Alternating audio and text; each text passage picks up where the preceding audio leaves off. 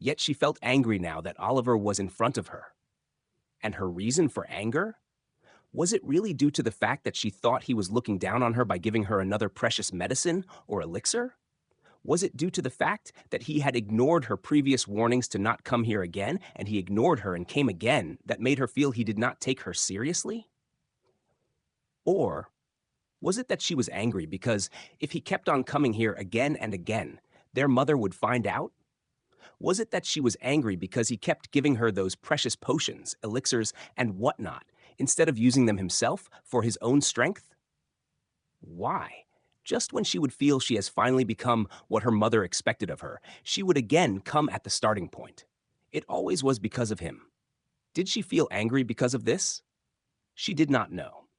She was supposed to be the vessel for being the best exorcist, yet she could not even control herself. Leave. She did not want to be in his presence anymore, or she would just feel pressured. She could still remember how she had cried in front of him so shamefully. Oliver was silent as he saw her complicated expression. He was not a fool and understood her condition. He wanted to help her, but knowing his own lack of strength and his mother's strong ambitions, he chose to remain silent for the moment. Plus, he was not sure how the plot would change. He had already made many changes, and he was sure that Nadia would definitely grow stronger than she was in the novel. He shook his head and felt her trouble. He also wanted to get her stronger, as he could also rely on her and become stronger quicker. But she wouldn't just take his help for reasons he was not sure about. Will you really not take it? I had to go through many troubles just to acquire this. Oliver asked her in a small tone. He wanted her to know that this thing was not ordinary and could boost her strength significantly. Nadia raised her head and looked at the syringe containing the seaweed green liquid. She knew nothing of it. She had not yet read about this medicine or elixir or whatever miraculous it was supposed to be. For a moment, a desire rose in her heart, the desire to take it and become stronger, so she could stand proud in front of her mother and earn her praise more. But she suppressed herself and decided not to accept it. She had no doubt that if it was something that great, then her clan would provide her with it someday, when her mother deemed her worthy for it. She would not accept another favor from him. It felt embarrassing to her. She hadn't even made it equal to him after the body-strengthening elixir she had received from him last time. Although she knew that she was definitely not inferior to him in terms of strength, she knew if she took things from him like this, then sooner or later, she might feel the opposite way due to her pride. She did not question him either on how he got his hands on such items. If possible, she wanted minimal interactions with him and no less of him. Otherwise, she might not be able to contain the budding curiosity in her heart about him.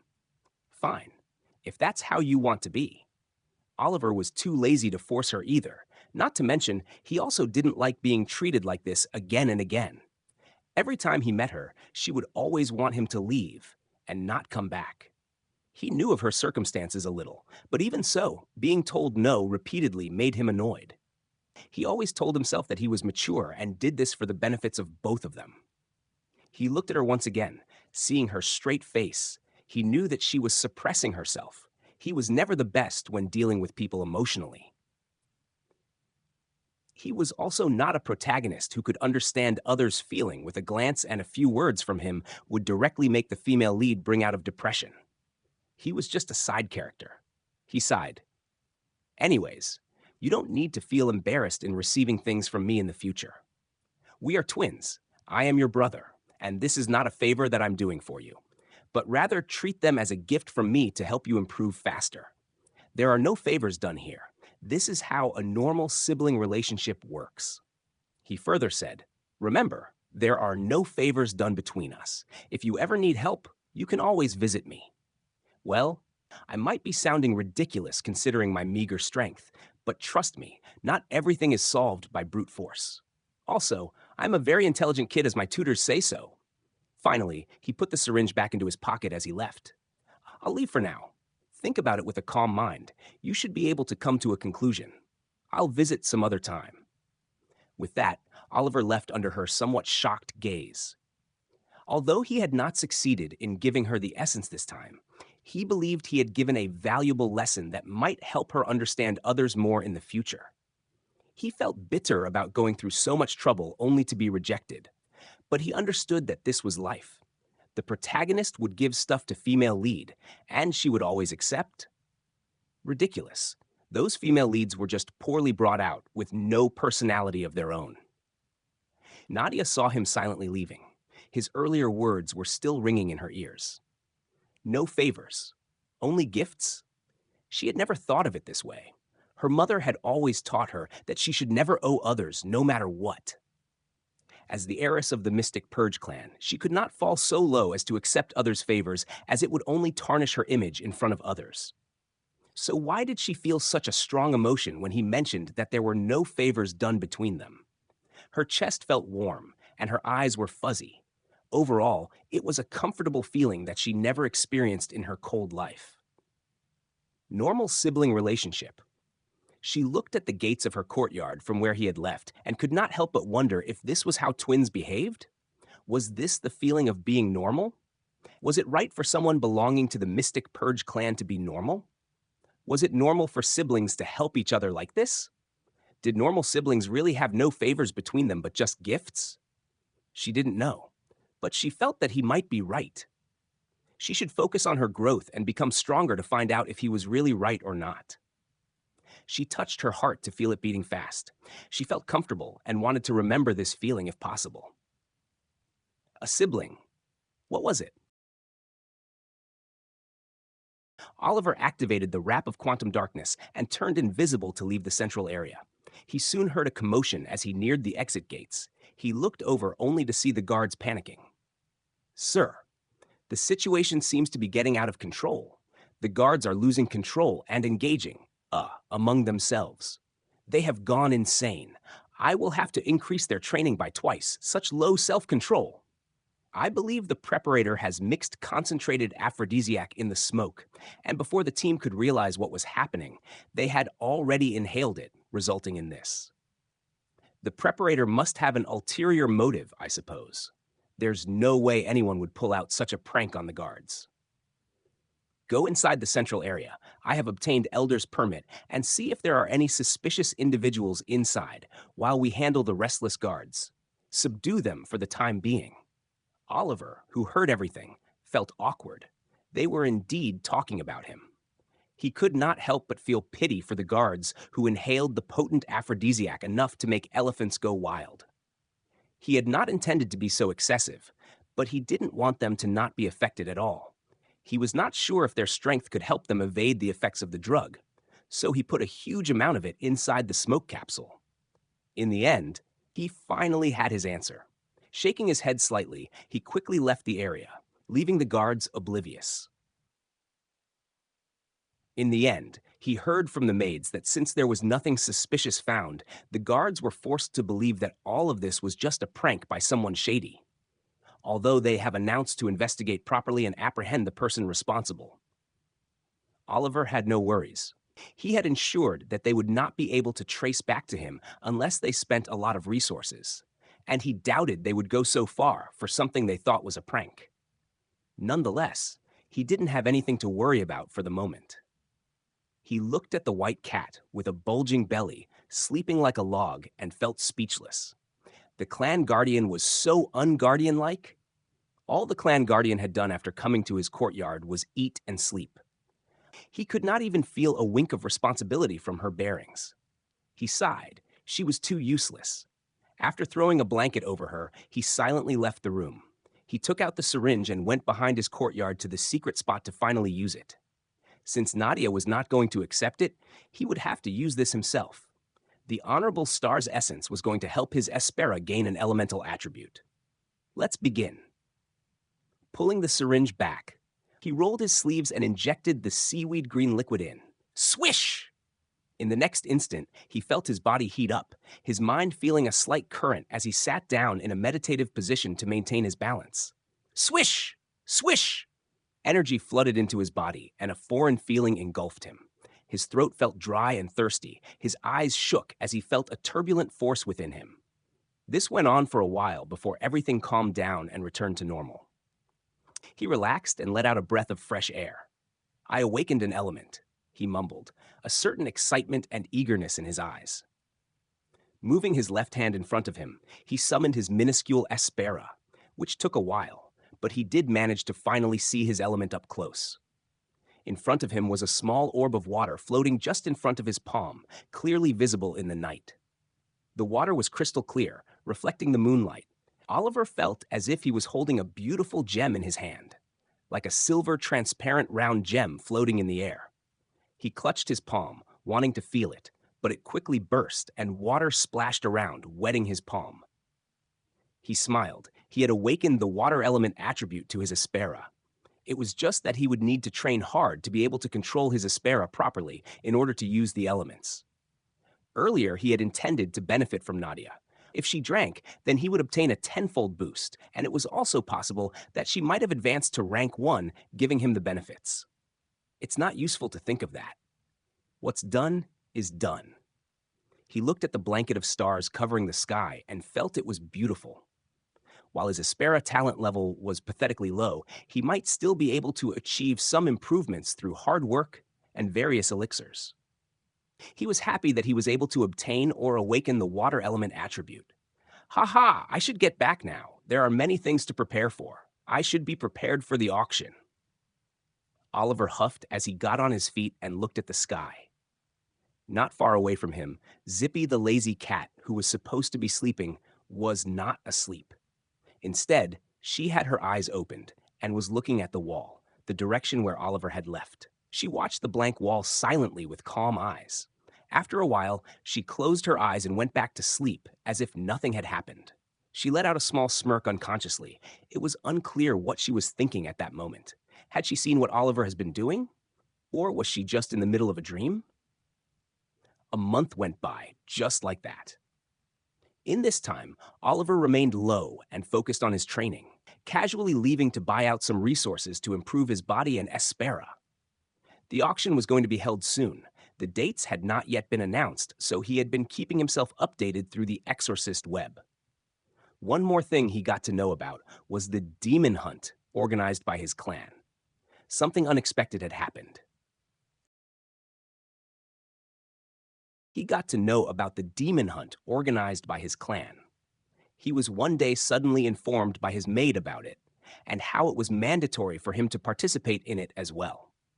He argued about how he would not be able to contend given his strength, but received a counter that stated that all the heirs of the clan must participate. It has been a long tradition of his clan to nurture the young heirs. And not to mention that the event would be supervised properly to ensure that no one dies by the elders themselves. All the clan's heirs were potential assets of that clan, so it would be extremely stupid to let them die out in hunt early on, when they could grow to be powerhouses in the future. Oliver felt confused by all of this. They clearly knew how talentless he was, but still ordered him to participate. Not to mention, he had always lived in isolation, so suddenly calling out to him was a surprise to him. What was the reason? Was it just mismanagement on their side? Probably not. Was he supposed to be a bait and be eliminated for good during the hunt? Unlikely, considering they could dispose him anytime they want. Or were they aware of his recent increase in strength? That would definitely explain why they wanted him to also join the hunt. They must want to determine his worth at the hunting ground directly and possibly uncover his secret to the sudden growth. If this was so, then how did they come to know of it? Would they have not directly detained him the moment they realized that he had somehow gotten strong and had awakened strange powers? Normally, a common person with no talent or power suddenly becoming strong one day would definitely arouse suspicion.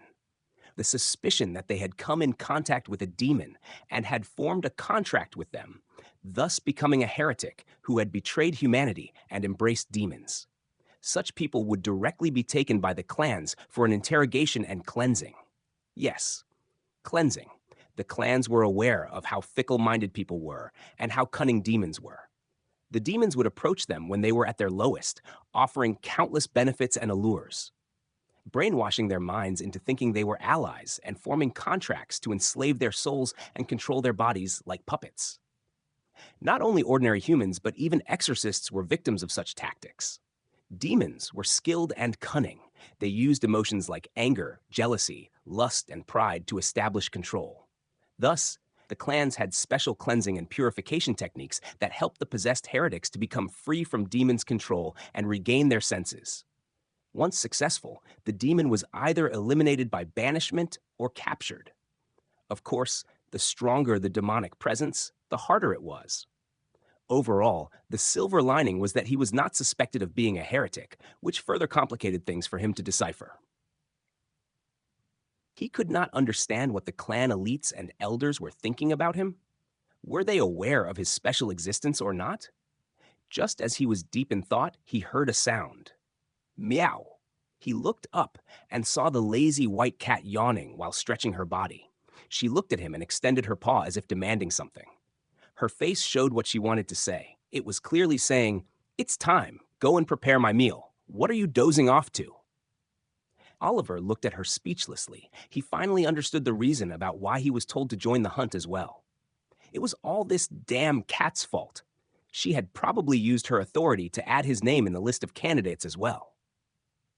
You?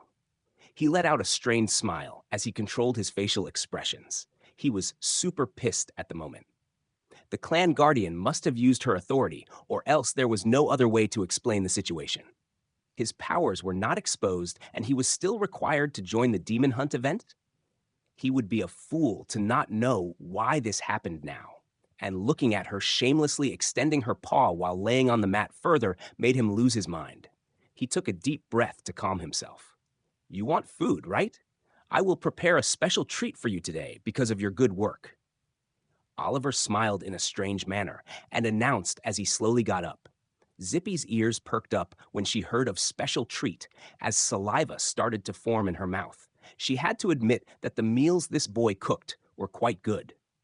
Although she did not understand what he meant by good work, she didn't care. Her entire focus was on imagining what special treat was she going to get today. She was quite excited to try what he was preparing. Oliver went to the kitchen and started preparing something. He had no expression on his face at this moment. His eyes were dull as he chopped off a vegetable into two. It was quite scary how nonchalantly he was cooking. Zippy, you won't mind a little spice, right? He asked in a soft voice, to which the cat replied with a soft meow as well. For some reason, the cat felt a strange chill in her heart that she quite didn't understand. Are demons ready for war? She puzzlingly thought of why she was feeling this bad premonition in her heart, but she soon discarded the notion of war taking place anytime soon. Nonetheless, she looked at Oliver and gave her consent. She liked spicy things. Seeing the cat nodding like a human, he didn't react and looked back at the dish. Besides him were 2 bottles of suspiciously labeled sauces. It was unknown who had brought them, and for what purpose. Oliver looked at those familiar bottles, and his mind had flashbacks of him bargaining with the shopkeeper for this, and the warnings the shop owner repeatedly gave him to use it in very little amounts. He picked up the bottle and poured it on the dish without stopping. His eyes had no light as he prepared the dish. It's ready. He placed the dish and softly called for the cat, who eagerly rushed. Sniff. The cat sniffed and felt the dish smelled funny for some reason, but glancing up at Oliver's smiling and peaceful face, she felt she was being too sensitive. Well then, let's dig in. Crunch! She took a huge bite. In the very next instant, an explosion happened. Well then, let's dig in. Crunch! She took a huge bite. In the very next instant, her mouth exploded in fire. Meow! Meow! Meow! She cried out in shock. The dish tasted extremely horrible and disgusting. Not to mention it was too spicy. It was as if someone had directly poured lava inside her mouth. I am glad you enjoyed. Oliver replied in a happy tone as he slowly got up and left the wailing cat behind. After coming out in his courtyard, he looked at the trees and admired the scenery. He fell into thought. I can't understand one thing. He pondered about something that has been bugging him for a while. In his memories, the Mystic Purge clan has always been cruel and indifferent to everything around them. This same principle was also applied to raising the heirs of the clan as well. They only valued strength and did not even acknowledge the weak. If he, who had been born as a talentless child with no strength and potential, then why were they raising him? He felt quite conflicted about this. They had already appraised him to be worthless at his birth, but still decided to let him live, albeit in isolation, and bear the clan's name. This was a big deal. Assuming the name of one of the top clans was no joking matter. It was extremely serious, as it defined your affiliations. Why were they acknowledging him as part of the clan despite his weakness? Knowing his mother's cruel and maniac attitude, it was quite possible for her to dispose of him just after he was born. No one would have opposed her either. It would have been extremely simple and efficient. Although he was not provided any resources or privileges like other heirs, his overall life was much better and peaceful than the commoners. It was befitting that of someone from noble heritage. He had a whole isolated courtyard to himself, had multiple maids doing his chores like cooking, washing, cleaning. Not only that, he also had a teacher who taught him regularly about academics and strategies of war. Is it because they pity me and wanted me to raise a strategist for the clan's future heirs? Or did they appraise my intellect level somehow after birth? He felt that only these were the reasons they would keep him alive. His clan was filled with cruel and psychotic bastards who wouldn't even show kindness to a newborn in war. They would gladly commit all sorts of war crimes to win. That's how they were. Or is there a deeper reason for this whole situation? He felt a bit anxious when he thought of this. Ophelia, his mother, in the novel was portrayed to be very manipulative and ambitious. Even after feeling the minimal of emotions, she understood human psychology too well, and was thus an expert when it came to influencing others through her actions. She always kept everything under her control. She would prepare deliberate and long-term plans and slowly make everything flow according to it. He felt uneasy thinking that the only reason he was allowed to live and grow was to be used by her in one of her sinister plans. If this was the case, then he felt that he had made a correct decision by joining the Black Codex Federation earlier. He must become independent fast, although there was no guarantee that he would be completely free from her control if he left the clan and severed all ties with her. It was still reasonably safer if he did that. The world and its people are complex. I might not even realize before I get dragged into someone's scheme. He should be cautious of who he associates with and build his own strength first and foremost before anything. Fortunately, he still had the backing of the Black Codex Federation, so even if he left the clan in the future, he could still be involved in world matters while also being safe. Oliver felt more inclined to believe that his existence was a part of Ophelia's greater future plan and the sole reason he was left alive and not bothered. But of course, he could not let her succeed in whatever it was that she was planning. Tap, tap. 2 small knocks were made on the paper door of his room as he saw a feminine silhouette on the other side. "Young master, may I come in?" The soft voice of a woman sounded as he replied with a simple word. "Enter." The paper door slid open, and a woman dressed in maid clothing entered the room. In her hands, she was holding something long wrapped in a brown-colored cloth. He was calm as he saw his maid enter. He had ordered her to buy him something from the market earlier during the day, although he very rarely asked anything from the servants, knowing his status. This time, however, he asked them. The thing she was holding was a rapier that he had asked one of the local blacksmiths in the clan market to prepare for him. It was when he had gone to the market to buy the smoke capsules and aphrodisiac to cause distractions among guards. He had also ordered for a rapier at that time that he could use to train and practice the sovereign strike of infinite freedom. He had paid for it beforehand and just asked the maid to visit the blacksmith and fetch it for him. He was initially going to go himself, but when he was informed of his mandatory participation in the hunt, he decided to give the clan hints about his strength. Naturally, he could not just keep hiding his strength and then suddenly stand out on the day of the hunting event. That would put him under more suspicion. So he had decided to let his clan believe that he had taken the path of a physical exorcist, training his strength and learning martial exorcism techniques. Being a physical exorcist was quite easier in general as compared to the other two, Aspera-based and tool-based. It was a known fact that a person with Even a person with below average Aspera talent level could eventually train physically daily and start on his path as a physical exorcist. The requirements for this type were quite minimal, and a large population of exorcists were physical exorcists. Oliver felt that this was an appropriate action from his side. The maids reported all his actions to the higher-ups so naturally, such an anomaly in his daily actions would be reported quickly. This way, he would have to face less trouble once he reveals a portion of his strength. He knew there was no other choice than this. The clan elders and his mother were not stupid. They were all veteran exorcists and could discern his capabilities at a glance if he slipped out even slightly. At that moment, he wouldn't be able to handle the consequences for it, so he decided it was better to let them know beforehand that he was not entirely useless.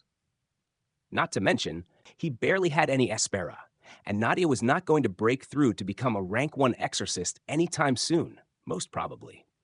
So even if they thoroughly sensed him, they would only find that he had slightly greater strength and nothing more. He unwrapped the brown cloth from the weapon anew, and a shiny rapier came into view. It had a silver body and a bluish handle to hold it. The rapier was beautifully designed and looked robust to some degree. He swung the rapier around and felt that it should be enough for him to freely practice the sovereign strike of infinite freedom daily. He felt that the rapier was just an extension of his hand as he moved the weapon very gracefully with slow movements. The maid looked at him in a trance as she felt that the rapier was moving very beautifully. It was as if an expert was making the weapon dance. She got out of her daze when he stopped the movements and put it down. "You did good. You can leave now," Oliver said to her as he folded his hands. The maid understood that he wanted to be left alone and quickly got up.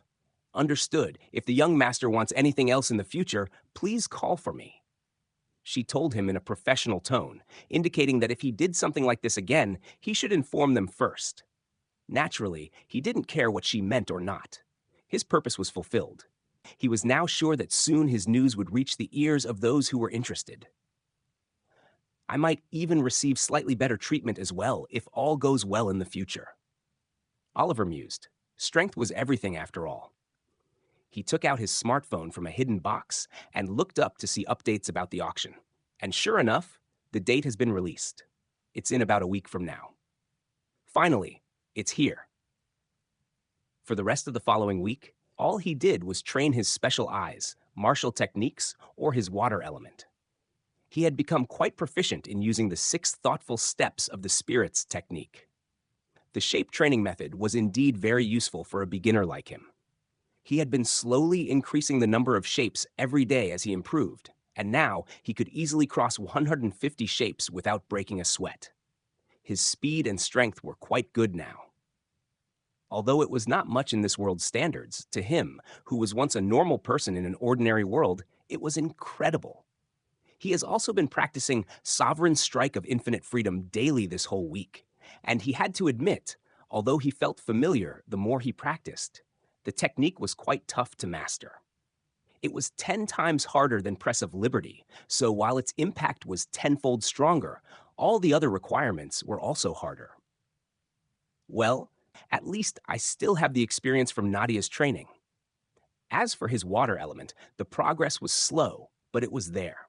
He knew that unless he awakened a good Aspera talent, the speed would remain slow like this. The auction was today, and he was just getting ready to visit the market where it was going to be held. "Zippy, I'll be going to the market. We'll probably be late. Your food is on the table." Oliver shouted behind. The clan guardian has been docile ever since the previous incident, which made him satisfied. By now, he had gotten used to living with the cat, considering the fact that the cat also had intellect. He treated her as a person and thus prepared her food before leaving. He was carrying a bag behind his back, which had the rapier he had purchased a week ago. Of course, the auction house would not allow him to bring any weapons inside, so he intended to leave it outside. He had brought it just in case some situation developed. Zip. He opened his bag and took out a black summer cap and a plain white mask, which he quickly wore. The market was noisy today, considering the special day it was. Rich and influential people from various places had come to visit the clan today in hopes of joining the auction, so the market was bustling with activities. Of course, this was entirely limited to the market. The place where the auction was going to be held was quiet, and multiple exorcists in uniforms were patrolling the area around. Oliver could spot multiple people in fancy coats and gowns entering the extravagant auction house.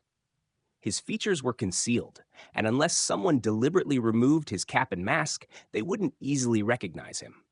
He went to the gates of the auction, where he was stopped by the guards at the entrance, who looked at him weirdly.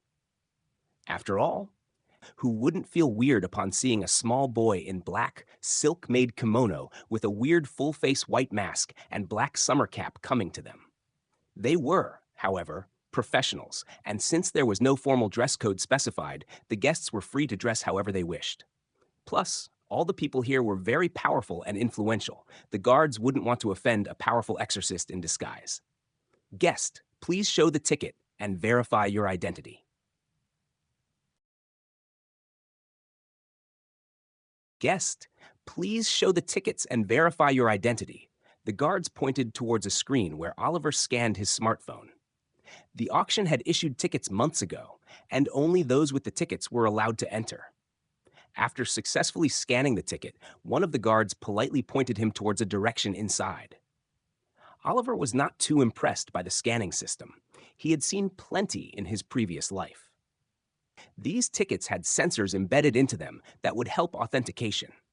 Of course, there was a chance that someone would steal your ticket and impersonate you. There was no biometric information required to participate in the auction house to maintain their guests' privacy and background. If you let your ticket get stolen, then you are simply not worthy enough to enter the auction house. Not to mention, the person who stole the ticket should also have enough wealth to even dare to dream to bargain in the auction. Sir, please, this way. A woman called out to Oliver, who walked towards the woman in staff clothing. She handed him a white metallic plate with the number 69. She smiled and explained, "Sir, this is your ID number until you leave the auction house. If you wish to bid, then simply raise this plate up or tap on it thrice. You will be allowed to bid the amount." He took the metallic ID plate with the number 69 and asked, "Where can we store our belongings?" He wanted to store his bag outside since he knew he wouldn't be allowed inside otherwise. The guards would look at every item the guests had brought along if they wished to bring it inside. For that, you can use one of the lockers for public use, or you can pay to get a private locker, the latter being more secure and spacious. He looked at her speechlessly. Even in the auction house, they were trying to make profits.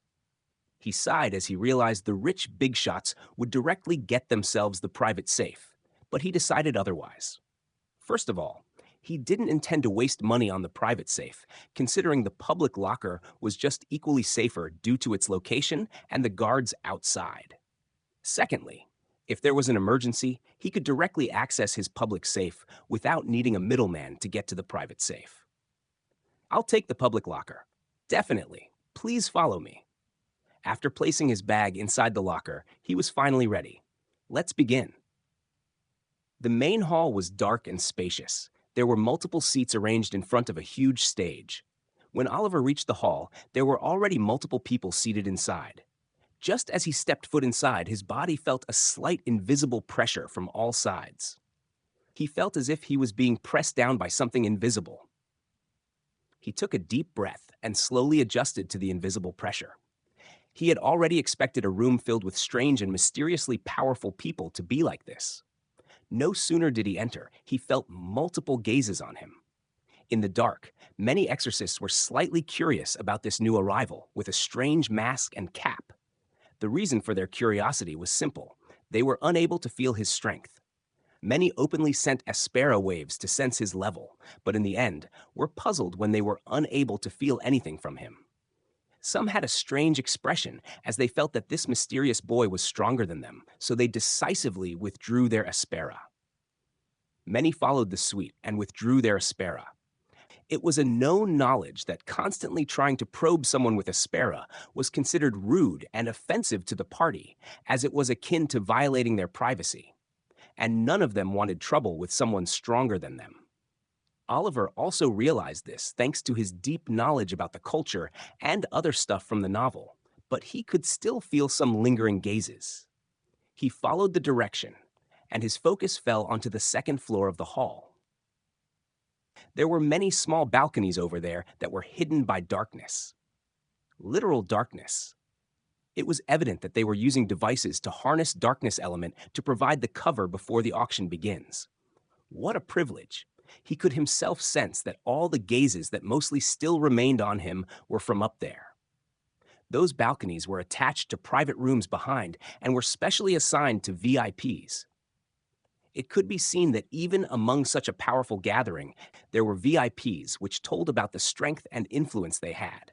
He felt slightly annoyed by their persistent gazes. In the end, he directly used Cosmic Void Gaze and started looking towards each balcony one by one where he felt the gazes from. With the Cosmic Void Gaze, he saw all hidden details. The other party was as clear as an elephant in a crowd of humans. Sure enough, they are VIPs.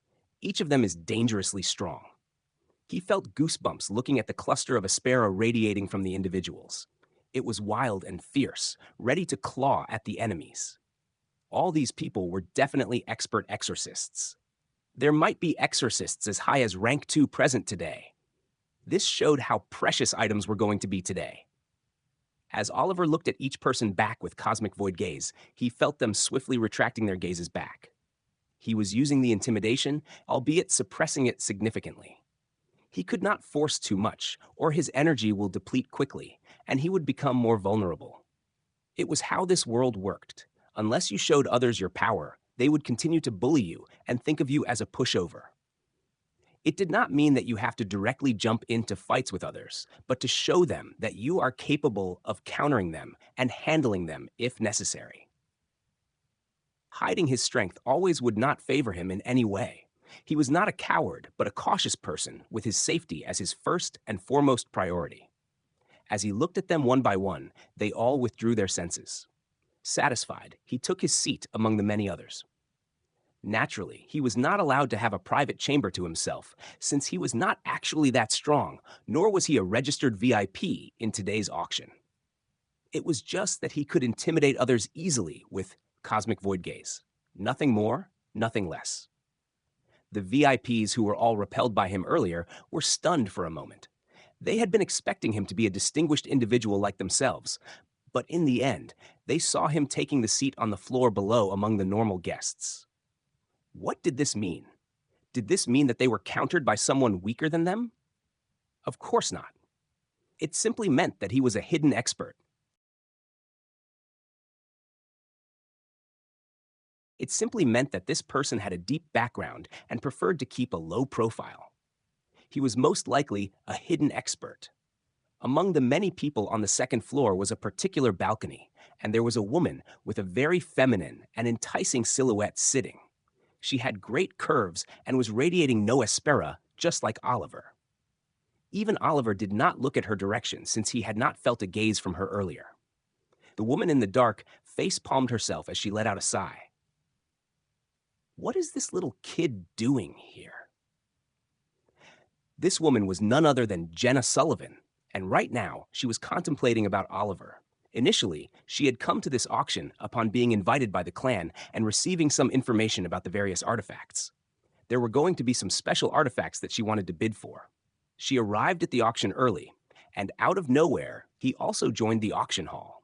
White mask, black cap, he couldn't look more suspicious. Although his getup was so-so for his level, she was able to recognize him easily. Why? Because this silly kid forgot to change his clothes. He had worn the exact same kimono he had worn when they had met. She shook her head. If someone had seen him that day, then they would easily recognize him. It was good that he was within his clan boundaries, so she didn't have to look out for him as a superior. The worst that could happen was punishment from the clan if he pulled any tricks. If he had done such a carelessness outside in the world, where all sorts of individuals were rampant, they would not hesitate to behead him if he somehow offended them. Could he be any more stupid? She sighed. At least he was still wearing the wrap of quantum darkness he had taken from her last time. No, I won't get into his matters. She had no intentions to get involved with this witty brat at all. No espera, openly challenging people stronger than him, bluffing his way out. It was better not to get involved with him, or else she might also get dragged if he falls into trouble. She steeled her mind and looked at the stage where the auctioneer had finally arrived, holding a microphone. The auctioneer was a young and attractive woman. She dressed boldly and her makeup was not bad. This was all done to keep the audience interested. Welcome, ladies and gentlemen. As you may all know, this is the yearly auction that takes place here around this time every year. The rules here are quite simple, just like any other auction. If you wish to buy an item, simply raise your bid with the specified amount. She paused and looked at the audience before continuing. And of course, no disruptions will be tolerated. I am sure everyone experienced is already aware of this, but for the newcomers, do note that you're inside the boundaries of the Mystic Purge clan, so if you act out of order, then be prepared to deal with the consequences. Rest, you are all smart enough. Then without delay, let's begin the auction, she said in a cheerful voice as she pressed a button and lights became focused on the stage. A man dressed in coat and pants entered the stage with a metallic trolley. He swiftly placed a glass box on the table, placed at the center of the stage. And our very first item is this moonstone pipe, an excellent choice if you're in need of peace or need enhanced focus. The starting bid will be starting from 400,000 Nedden. 500,000, 900,000, 1,200,000, 1,500,000. People started bidding immediately just as the auctioneer stopped. Oliver stroked his chin as he thought of the instrument. It could be said that the auction staff did not provide the details about the artifact. It was possible that the details would be disclosed after purchase, or that only some items will be described properly. During the auction, the item would only be introduced briefly. The rest depended on the ability of the bidder to discern the true value of the item and bid for it against others who recognized the item. If he had not guessed wrongly, the moonlight pipe was an artifact related to instrumental type and probably has the ability to draw the moon's energy to provide a calming effect to the person using it. That's it. The item has been purchased by number 33 for 4 million Nedden. You can collect your items after the auction. Congratulations. The auctioneer congratulated the person and moved on to the next item. The next item, it's called the Glow of the Slave and is a purification tool which is highly effective against medium-ranking demons. It has been crafted by one of the senior blacksmiths from the Forging Association. The starting price will be 1 million Nedden, 1,300,000, 1,400,000, 1,700,000, 1,950,000, 2,500,000. The bids were raised fiercely. None of the guests present wanted to miss an exorcism tool crafted by a senior forger from the Forging Association. Oliver was interested in the instrument, but did not bid. He was waiting for something even better. Although these things were quite good, it was not something he wanted. The auction continued, and Oliver just waited. There were many great items, from precious herbs to mysterious weapons and artifacts. Nothing was lacking. He was even offered free refreshments as well. One more thing he noticed was that none of the people on the second floor had bid on anything yet, which meant that they probably either had similar thoughts as him, or they had special advanced information about the items that were going to be displayed. We will now be taking a short break, and the phase 2 of the auction will take place afterwards. With that, some people slowly dispersed and left, while some stayed. It was clear that they knew the second phase would be for the big shots, and bids would be very pricey undoubtedly. So it was a waste of time to stay. He noticed that a good chunk of people on the lower floor had left, and now it was quite sparse. The people on the upper floors in the balconies were still seated, obviously waiting for the second phase eagerly. He calmly rested his back against the chair and sighed. The true auction was about to start. The items were going to be terrifying. He was sure there would be excellent stuff that would make them drool. Oliver was just drinking green tea served by a waitress when he suddenly stopped and frowned. For some time, he could not help but feel a discreet gaze on him from time to time. He was extremely annoyed. One would ask why he wouldn't just use cosmic void gaze like before and repel the person again. He also wanted to do that, but the problem was that the person who was looking at him from time to time was extremely clever and skilled. For him to be able to detect the gaze, he must use his own senses to find the direction. But the problem was that the person who was watching him knew of this, and thus was being extremely discreet. He tried many times, but could not spot where the gaze was coming from. His senses were unable to detect the direction of the person, and thus he felt annoyed. This person was way stronger than him and was deliberately concealing things. "Fuck! Are you a pervert? Why are you peeping at me?"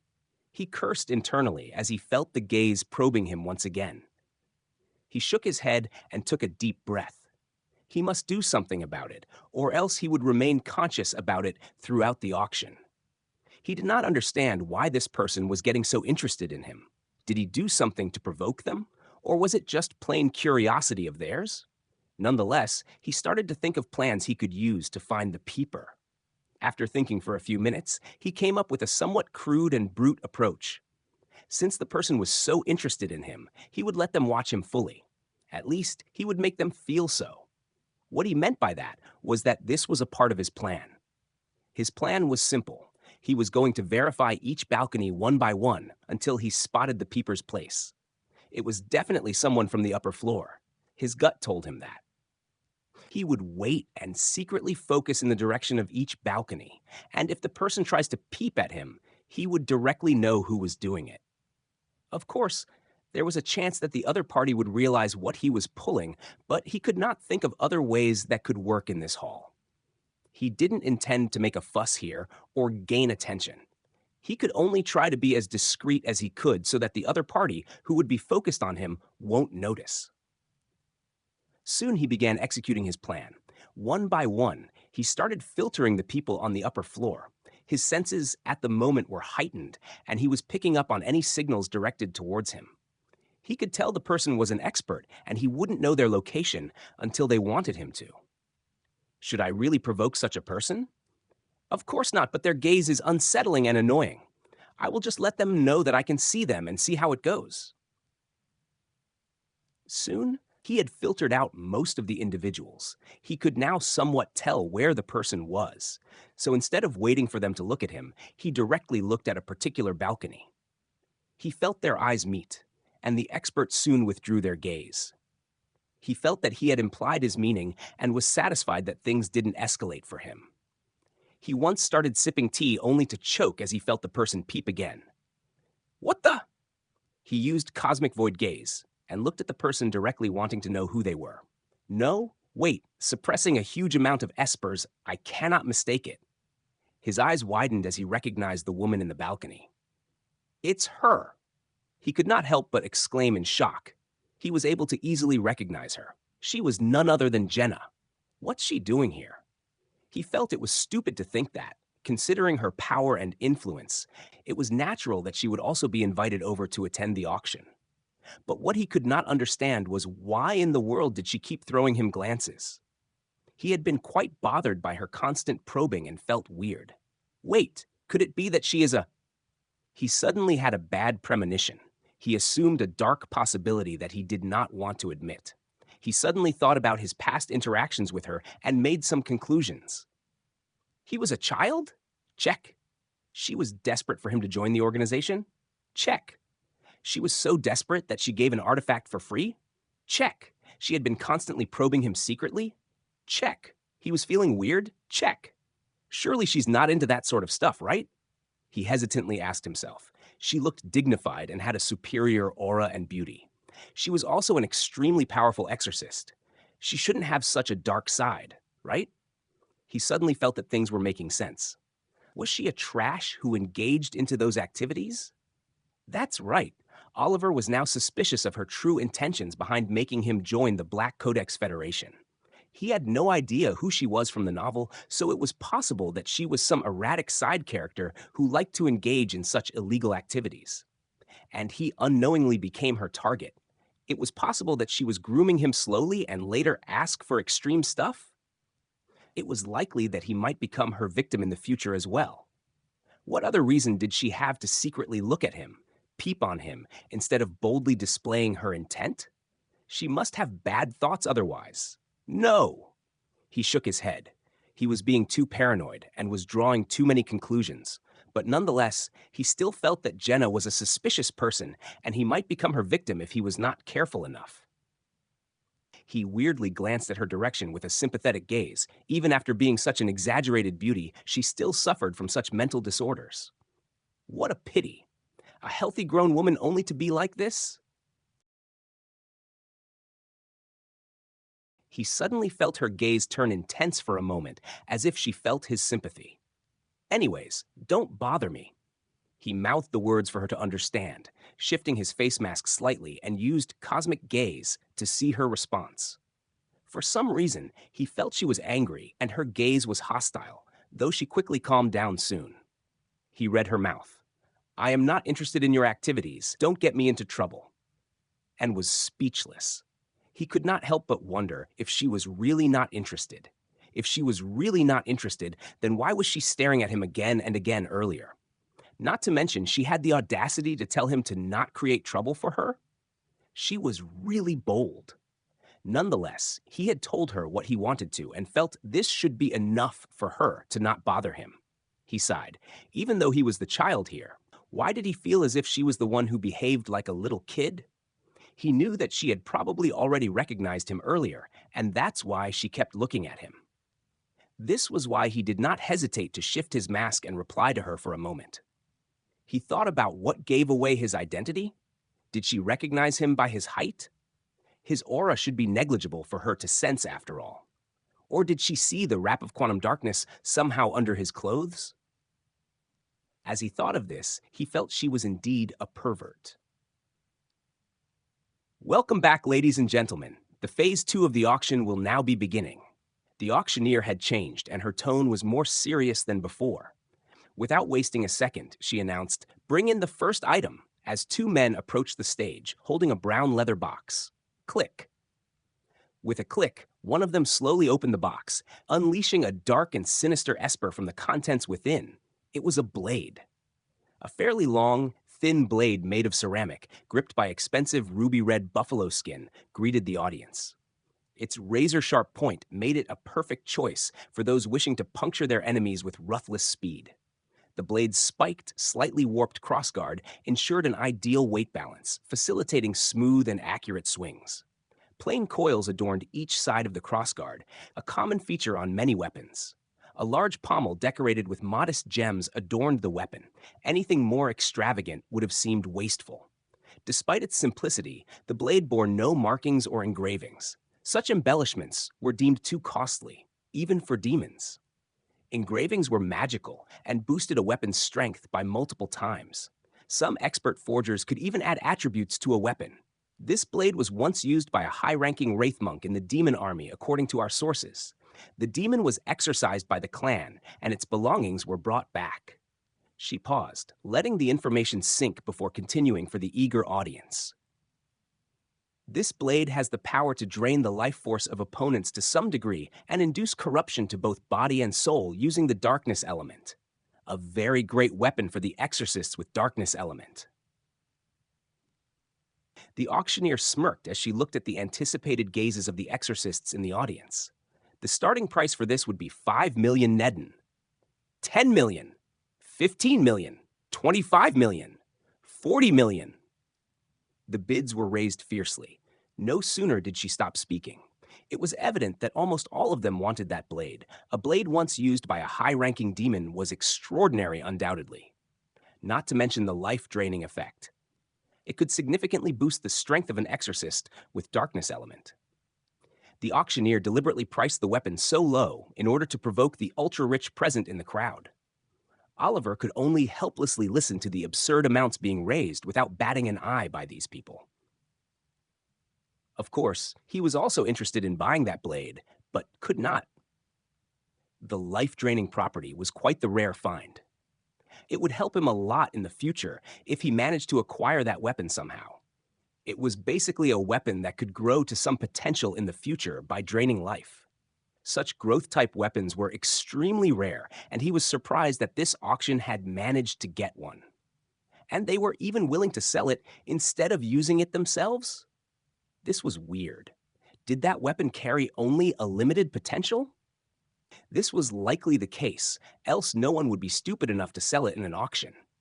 He felt like he was a frog in the bottom of a well and was slightly embarrassed. Earlier, he was quite happy and proud that he managed to earn 13 million nidin and felt it would help him buy something in the auction. But now listening to these people raising tens to hundreds of millions like nothing, he fell into doubt. He felt that he might not even get a chance to purchase anything at all in this auction today. No matter, I should at least sit and look at the things they have. In the end, he sighed and just shrunk back into his plush chair as he calmly listened to the excited voices of random exorcists. His hopes were crushed, but he still stayed just to get a look at the things brought out today for them by the auction house. The Mystic Purge clan is indeed extremely rich. Just a casual weapon they put on the auction already raised so much money. As long as one had strength, making money was only a matter of time. He wondered about the precious treasury of his clan and felt that his siblings were truly lucky. If they trained hard and grew stronger, they would be nurtured by the best of resources in the clan. Nadia was the prime example of this. He felt a bit better when he thought about how he would be receiving tenfold benefits from her in the future. That's it. The blade of the Wraith Monk now belongs to number 42. Oliver was brought back from his thoughts by the loud voice of the auctioneer. He didn't hear clearly, but apparently the blade of the Wraith Monk was sold for around 100 million nedin. Oliver laughed to himself as he heard her present the next item. The next item is a powerful exorcism technique. It's known by the bold name, Predatory River Method, a technique highly recommended for exorcists specializing in using tools. She sounded excited as she read the next part. This technique has been developed from the teaching of Barcia Darby, the famous battle exorcist. Some people say that she has left to look for challenges in the demon territory. Moving on to, this technique has... Oliver's ears perked up when he heard the name. Barcia Darby! Huh! A characteristic for this style is taking a life is never to be done lightly, and in battles, it can be recognized by its distinctive footwork. This is best suited for those using a two-weapon fighting style. The starting price will begin at 20 million nedin, 30 million nedin, 35 million nedin, 60 million nedin. The bids were once again raised. Oliver heard people from the upper floors also bidding for this. He fell into thought. According to the auctioneer, this technique was developed by the teachings left behind by Barcia Darby. In the novel, she was a side character who challenged the protagonist once due to her extreme battle tendencies, but was defeated by the protagonist who at that time had grown significantly. She was quite strong and even had a dedicated martial school associated with her name. She served as a stepping stone for the protagonist to grow further. From the battle, the protagonist learned a thing or two about her style and improved. That's all the purpose she had served in the story in summary. He calmly looked ahead. The technique was indeed good for him at his level, but unfortunately he did not have enough funds at the moment. In the end, it was sold for 120 million nedin. Oliver patiently waited as more and more items came and went. Most of the items were purchased instantly by the rich, but there were still some items that were either not purchased by anyone or that were bid very low for. These items were probably too lacking for these people who remained, and he could understand why. These items were either lacking in esper and looked ugly, or did not sound too useful. While the second phase of the auction was indeed way superior and better than the first phase, there were still things and items that were not worth it. Oliver was just eating free snacks when the next item was brought out and the auctioneer announced its details. The next item we have on our list belonged to once renowned exorcist family. It was said that the family fell to ruin after the war and their descendants are now living somewhere in seclusion. Present the item. The male attendants quickly put the item on the display table for all the audience to see. It was an ordinary-looking stone with some esper flowing out of it and giving the stone occasional glows of light. The person who put this on auction claims that this stone is a powerful artifact that could guide the lost through treacherous path ahead, or so they said. Now, audience, whether it's true or false is up to you to decide. The auctioneer said in enthusiasm, but looking at the uninterested expressions displayed by the crowd, she felt slightly hesitant. Even she could not feel anything out of the ordinary from this stone. From her colleagues, she heard the rumor that the Mystic Purge clan apparently had some ties to that family in the last war, and thus, out of basic courtesy, they allowed this item to be prioritized in the second phase of the auction instead of the first. It all made sense to her that no one was interested. These people were all high-class exorcists from distinguished and wealthy families. Such an ordinary thing had no place in their eyes. Nonetheless, it was still her job to try and sell the items. Know that this once belonged to a famed exorcist family before their ruin. It might really be something extraordinary. The crowd murmured as they heard this, feeling slight apprehension. What if the stone was really something extraordinary? Ho ho, they surely have no taste.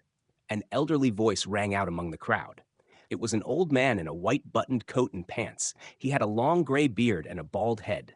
Adjusting his gold-rimmed glasses slightly, he said, "This is just an uncommon rank artifact. I am sure the most it could do is help its owner walk at night by acting as an esper torch." Some people who looked at him could not help but exclaim, "It's Mr. Teshu! He's also here! I can't believe it!" "Who's that?" another person asked in curiosity. "Don't you know him? He's Sagara Teshu, the retired junior artifact appraiser. He once worked with the Forging Association." "Such an expert! It does make sense for him to attend this auction." The murmurs intensified as people bickered among themselves about the authenticity of the stone.